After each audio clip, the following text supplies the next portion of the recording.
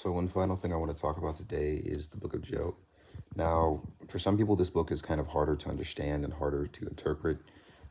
This book was something I read twice before I understood it completely. I guess technically three times. But long story short story, one thing we learned from Job was very important, how we are to treat our friends, right?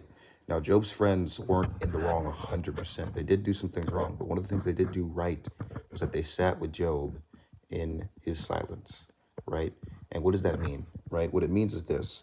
Whenever we see someone who's struggling, who is in grief, whatever that case may be, even if it's light grief, heavy grief, whatever the case may be, they lost a friend, they failed a test, they lost a parent, a family member, the first thing we do is just sit with them, right?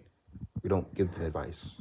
And we don't give them advice not because it's not helpful, but because sometimes people just don't want to hear that. And that's fine. That's just how humans are. Simply put, just being there with someone can be the most helpful, right? So whenever you do interact with people, try to just be there for them. It's great to give advice. It's great to do all that. But sometimes that can lead to arguments, and you don't want to argue with someone who's already going through grief, because now that puts grief between you and them, and you don't want that. You want to still maintain that friendship with that person so that they will be your friend and you'll be theirs, right? You don't want to cause the person any more grief. That's the number one thing. And again, Job's friends did that correctly, but there was a point where they did something wrong. And what they did wrong was they told him why they think he is in trouble. And what that was, well, you must have done something to offend God. And the thing was, Job did nothing wrong to offend God, nothing wrong. It was all a test for Job. So again, his friends were enticing him into anger, and which eventually did happen. They started arguing.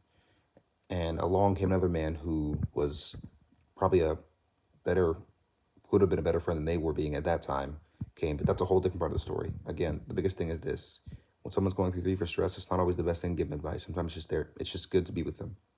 It's just good to be with them, even if it's in silence, right? But yeah, that's it. Again, praying for you guys, and amen.